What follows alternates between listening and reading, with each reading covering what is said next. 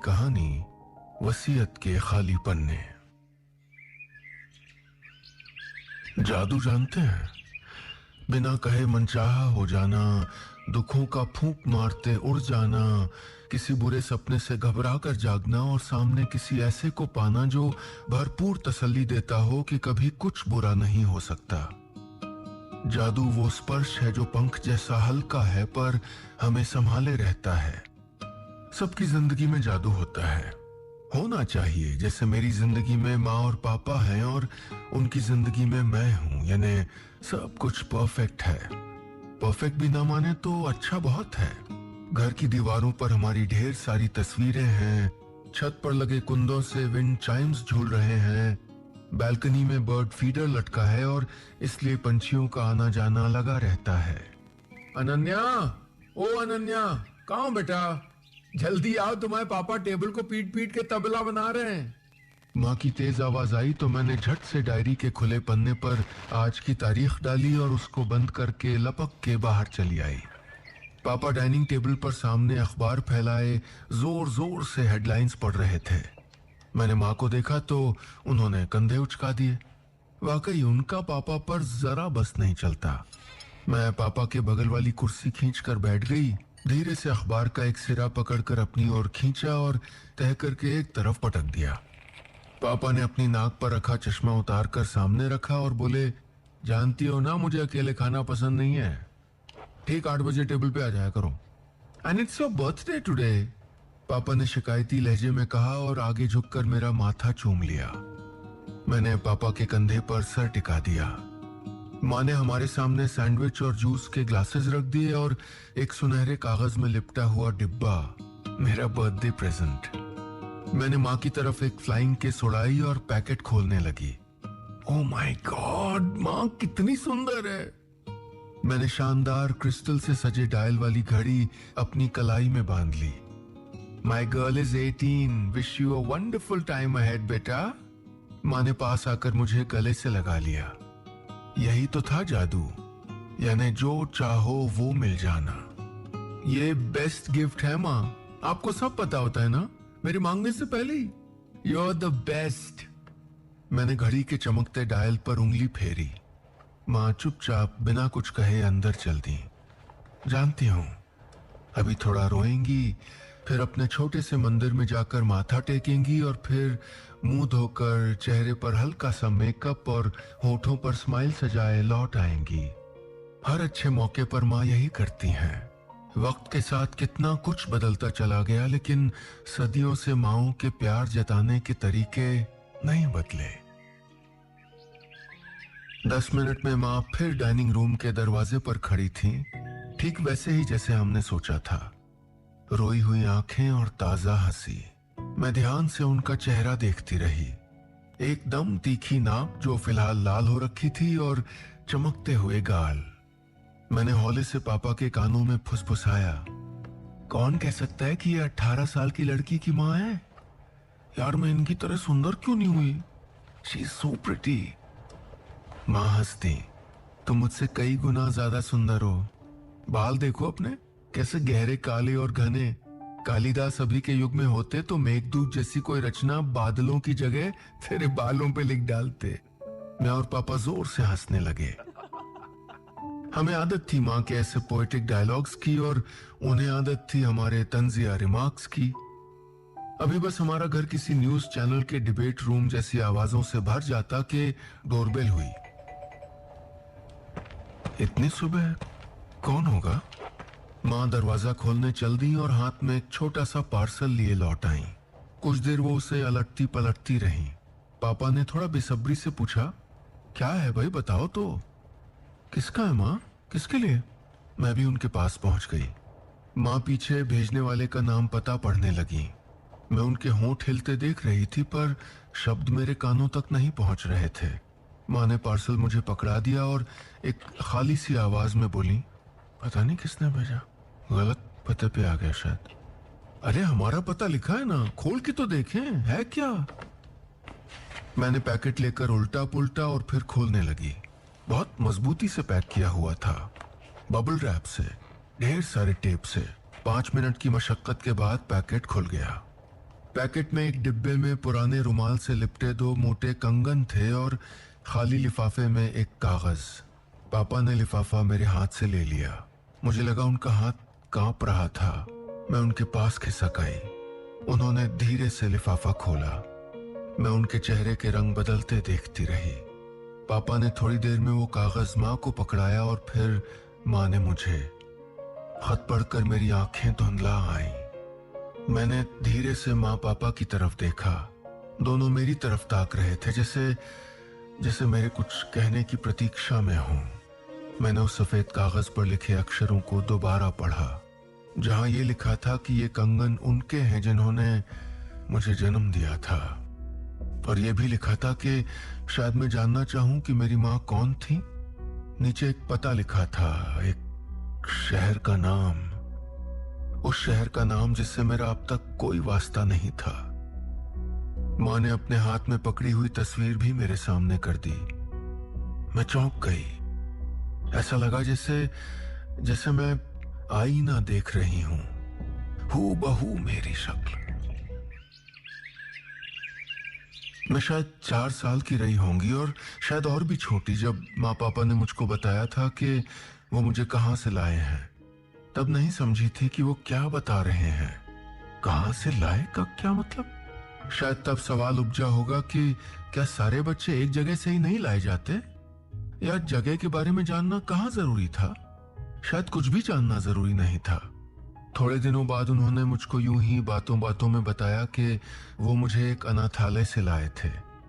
अब याद नहीं कि उन्होंने कैसे बताया होगा। शायद पहले उन्होंने मुझको अनाथालय का अर्थ समझाया हो, या ये सारी बातें छोड़कर माँ ने ये कहा होगा कि मैंने तुम्हें देखा और लगा कि अरे यही तो है मेरी परी, और हम तुम्हें घर ले आए।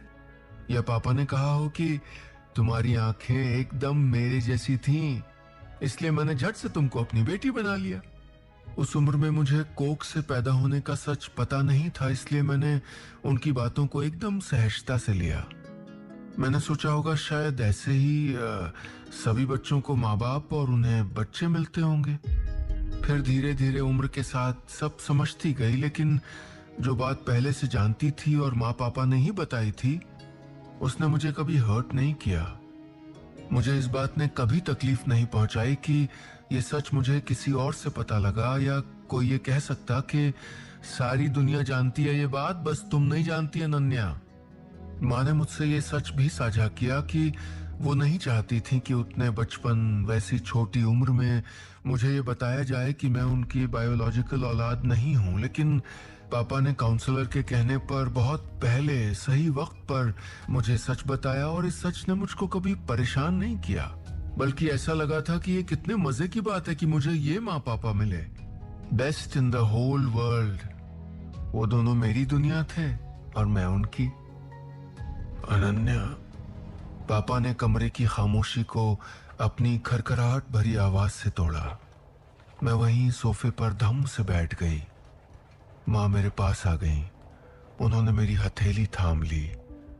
मुझे रोना आया, तेज। कुछ समझ नहीं आ रहा था कि क्या करूं, क्या कहूं। मेरे हाथ में पकड़े कंगनों पर मेरी पकड़ ढीली हो गई, जमीन पर लुढ़क गए। उंगलियों के बीच तस्वीर फंसी रही, तस्वीर जिसमें मुझे मेरा अक्स दिखाई दे रहा था। कुछ बोलो ना माँ, से समथिंग कंफर्टिंग। मैंने किसी तरह रुलाई रोकी। माँ ने मुझे अपने आप से चिपका लिया। वो चुप रही। क्या था जो मुझे दिलासा देता, और किस बात का दिलासा? माँ, मेरे पैदा होने के 18 साल बाद मुझे क्यों पता चलना था कि कौन है जिन्होंने मुझको पैदा किया और पैदा होते ही अपने आप से अलग कर दिया। मैंने माँ को कस के पकड़ लिया। इट्स ओके बेटा, इट्स नॉट इम्पोर्टेंट। माँ की हथेलियां भी मेरी हथेलियों पर थोड़ा और कस गईं। कुछ देर कमरे में चुप्पी छाई रही। इस घर को आदत नहीं थी ऐसी चुप्पी की, एक पल को भी नहीं। पापा मेरे पास आकर खड़े हो गए और मेरे कंधे थपक कर माँ से बोले, ये कंगन, ये तस्वीर और वो चिट्ठी सब अपनी अलमारी में रख दो। Let's not discuss this anymore. मैंने चुपचाप अपने हाथ में पकड़ी तस्वीर माँ को पकड़ा दी। लेकिन मेरे भीतर बीसियों सवाल एक के बाद एक उगते जा रहे थे और किसी फांस के जैसे बुरी तरह चुभ रहे थे। सारे सवालों में सबसे ज्यादा जो मुझे कुरेद रहा था वो ये था कि क्या माँ पापा जानते थे कि मेरी माँ कौन है और किस बाप की बेटी हूं मैं, और ये कि वो जिंदा थे। मैं ठीक ठीक नहीं कह सकती कि इससे पहले कभी मेरे मन में यह बात आई हो कि माँ और पापा से मेरा खून का रिश्ता नहीं है। सच कहूं तो मुझे कभी उस रिश्ते को परखने की जरूरत महसूस नहीं हुई। खून का हो या नहीं हो, सब मेरे लिए बेमानी था। उनके लिए भी तो। माँ और पापा मेरी दुनिया थे और मैं उनकी, बस यही सच था। और ये भी कभी नहीं सोचा कि अनाथालय में वो बच्चे भी होंगे जिनके माँ बाप इस दुनिया में जिंदा हैं। हैरान हूं, कभी क्यों नहीं सोचा। पार्सल में आई वो चिट्ठी और उन 2 तंबई रंगत वाले सोने के कंगनों के अलावा जो बात मेरे जहन से नहीं जा रही थी वो थी तस्वीर। उस औरत की तस्वीर जिसने मुझे जन्म दिया था। मेरे भीतर एक तूफान सा उठने लगा था। मैं उसे जितना शांत करने की कोशिश करती उतनी ही ऊंची उछाल मारता। उस रात मुझे थोड़ी देर को भी नींद नहीं आई। अजीब सी कसमसाहट होती रही कि क्या करूं। काश दिमाग में आने वाली तकलीफ दे बातों को भी किसी अलमारी के अंधेरे कोने में बंद किया जा सकता। काश कि हम जिंदगी में होने वाली घटनाओं को पहले से देख सकते, चुन सकते, अच्छे बुरे में सिर्फ अच्छा। सुबह माँ की आवाज से नींद खुली। पापा हमेशा की तरह टेबल थपकते हुए जोर जोर से अखबार पढ़ रहे थे। मैं फ्रेश होकर बाहर निकली तो दोनों ने ध्यान से मुझे देखा। मैं बिना कुछ कहे टेबल के दूसरे छोर पर बैठ गई। माँ ने सामने जूस और टोस्ट रख दिए। मैंने एक घूंट भरा तो लगा हलक में अटक गया हो और वो ठंडा मीठा पानी मेरी देह को नीला कर रहा हो। मैं उठकर अपने कमरे में चली आई। आने वाले दिन पहले जैसे नहीं थे। मेरे भीतर पता नहीं कैसी बेचैनी पैदा हो गई थी जो बढ़ती जा रही थी। सवालों ने बवाल मचा रखा था और जवाब कहीं नहीं थे। सच तो यह है कि सवाल भी बड़े अस्पष्ट थे। नहीं जानती कि आखिर मैं जानना क्या चाहती थी। अपने माँ बाप के बारे में, अपने पुरखों खानदान का आता पता, या ये कि उन्होंने मुझे त्याग क्यों दिया, या ये कि क्या माँ पापा जानते थे कि जिस बच्ची को वो अनाथालय से लाए हैं वो दरअसल अनाथ नहीं थी। उस दिन सुबह उठी तो डरते हुए ही सही मन ने एक फैसला कर लिया था। मैं रोज की तरह टेबल पर आकर बैठ गई और सामने रखा टोस्ट उठाकर कुतरने लगी। शायद गले में भीतर ही भीतर शब्दों को भी कुतर रही थी, कम कर रही थी उनका पैनापन। किसी हालत में भी माँ पापा को हर्ट नहीं करना चाहती थी, लेकिन खुद को भी तकलीफ में नहीं रख सकती थी। जो रात भर में सोचा था, तय किया था, वो कहना जरूरी था। माँ पापा, मैं जाना चाहती हूँ। एक बार जहाँ से वो पार्सल आया था उस एड्रेस तक जाना चाहती हूँ, उस घर तक। छन की आवाज के साथ माँ के हाथ से चम्मच छूट गया। पापा के हाथ में पकड़ा हुआ अखबार जरा सा फड़फड़ाया। बच्चों के कहीं दूर जाने के ख्याल से कांपते होंगे माँ बाप के हाथ, जानती हूँ, लेकिन बिना जाए मुझे चैन नहीं आएगा। मैंने थोड़ी देर उनके कुछ कहने का इंतजार किया, लेकिन वो चुप थे। उन्हें लगा होगा कि मैं ही कुछ कहूंगी, अपने इस फैसले को लेने की ठोस वजह बताऊंगी, या क्या पहले इजाजत लेनी चाहिए थी मुझे। खुलकर कह पाने की हिचक या दूसरे के कह जाने की प्रतीक्षा से ही चुप्पियों को लंबी उम्र मिल जाती है। आखिर माँ की हल्की सिसकियों ने उस सन्नाटे को तोड़ा। क्यों जाना है तुझे वहां अनन्या? और अब क्या फायदा बेटा? माँ मुझे जाना है, जानती हूं कि फायदा क्या, कुछ नुकसान ही होगा, मेरा तकलीफ ही मिलेगी, पर नहीं गई तो चैन से नहीं बैठ पाऊंगी। लेट मी गो माँ प्लीज। माँ कुछ कहने लगी तो पापा ने उनके कंधे थपक दिए और थोड़ी देर मेरी तरफ देखते रहे। फिर माँ की तरफ पलट के बोले, उसे जाने दो, जाना चाहिए। मैं उठ के पापा के पास आ गई और उन्होंने कस के मुझे गले से लगा लिया। देर तक कुछ बुदबुदाते रहे, कुछ अस्पष्ट सा। थोड़े से जो शब्द मैं समझ पाई वो बस इतने थे, जल्दी लौट आना बेटा।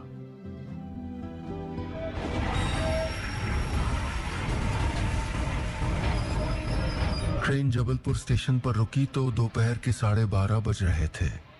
मन में भले ही स्याह बादल छाए हों, लेकिन बाहर हल्की धूप थी और हवा में ठंडक। मैंने अपने कोट के पॉकेट में हाथ डाल लिए। अंदर पड़ी तस्वीर और रुमाल में लिपटा कंगन कोट की गहरी पॉकेट में भी हाथ को छू गया। उंगलियां गरमाने की जगह और सर्द हो गईं।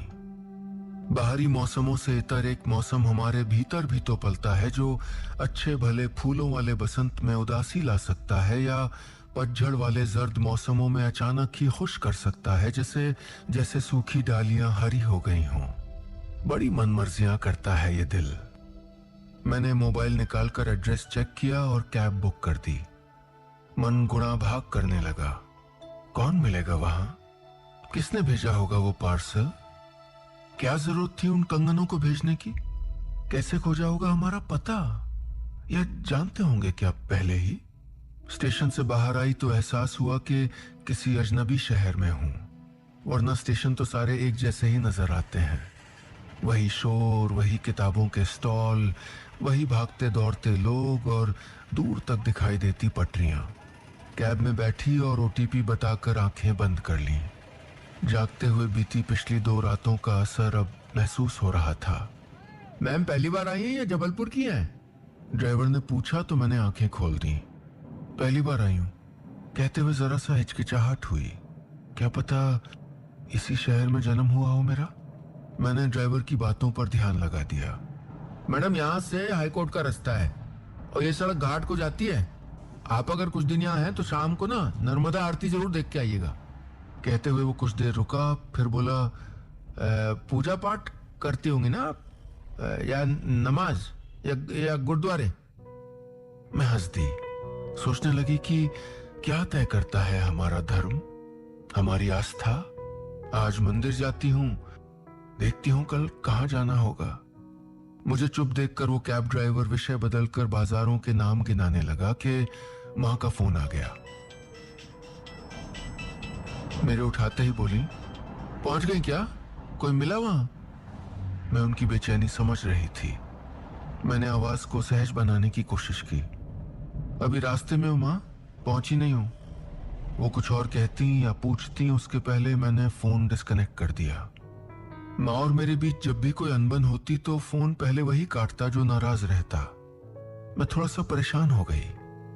मैं माँ से नाराज नहीं थी, मैं तो उनसे नाराज थी जिन्होंने मुझे जन्म दिया और छोड़ दिया किसी और की दया पर। या शायद उनसे भी नाराज नहीं थी। मैं बुरी तरह कंफ्यूज थी।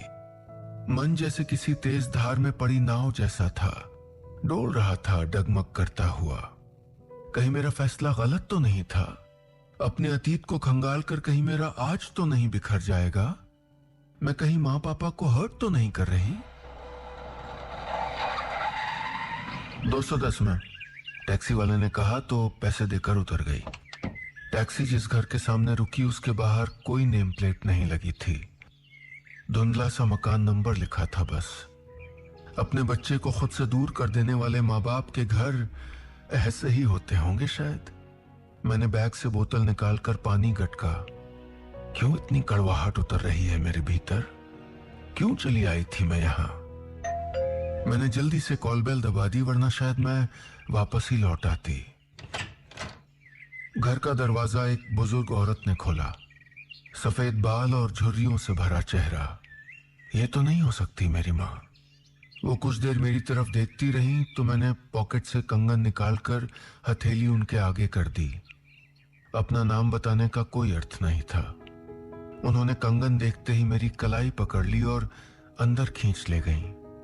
घर को देखकर लग रहा था जैसे अब वहां कोई नहीं रहता। हर चीज पर कपड़ा डला था। मैं चुपचाप एक कुर्सी पर बैठ गई। मेरी उंगलियों को अब भी उन झुर्रीदार हाथों ने थाम रखा था। मैं कुछ कहती उसके पहले वो बोली, मैं तेरी नानी हूं बेटा। मैं देखती रही चुपचाप।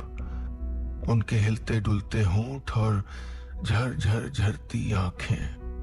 बीते 20 बरस आहिस्ता आहिस्ता सरकते रहे। उन्होंने बताया कि मेरी माँ अब नहीं है। मैं चुप रही। मुझे कुछ महसूस नहीं हुआ। वो तो मेरे लिए पहले भी नहीं थी। जो है ही नहीं उसको कैसे खोया जा सकता है? नानी मुझे चुप देखकर बिना मेरे किसी सवाल के आगे बताने लगी कि मैं भीतर पल रही हूं। ये बताने में मेरी माँ ने इतनी देर की कि मुझे इस दुनिया में लाना सबकी मजबूरी बन गई थी। मुझसे छुटकारा पाने में उनकी जान को खतरा जो था। मैंने थोड़ी सी हिम्मत बटोर के पूछा, पापा, पिता कौन है?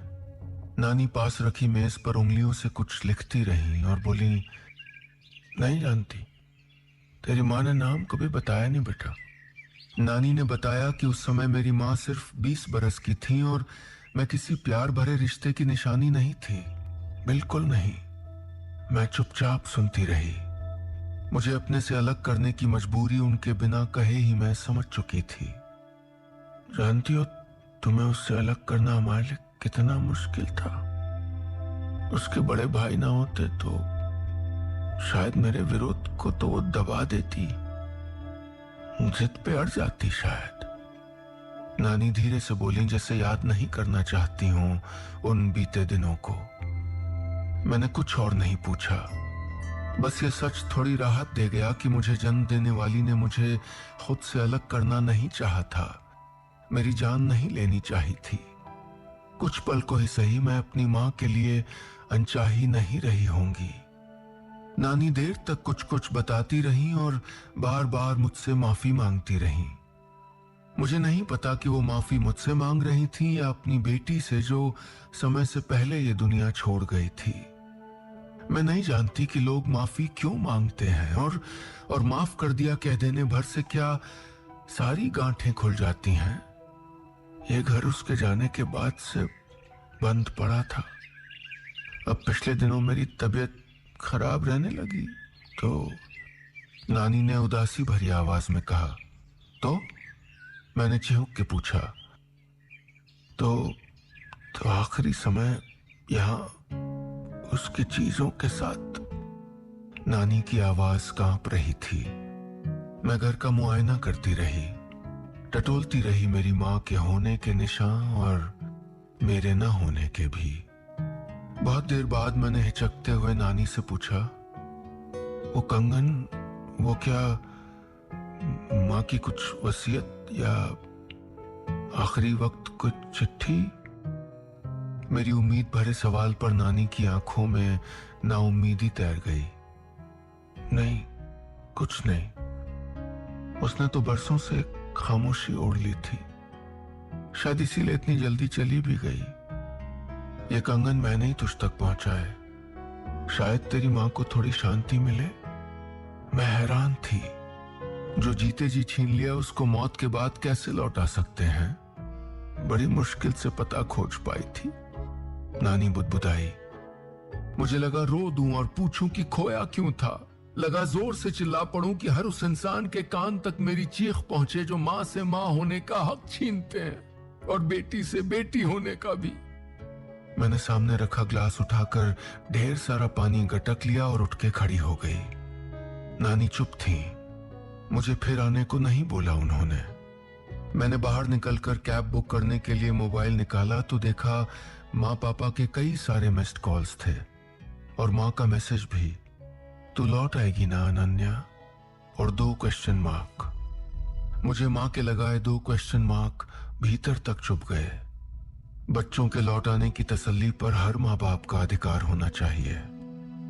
मैंने जल्दी से माँ को मैसेज किया, हाँ माँ हाँ, सुबह चाय टोस्ट आपके साथ। माँ का तुरंत जवाब आया, हाँ वरना पापा टेबल को तबला बना के तोड़ नहीं देंगे।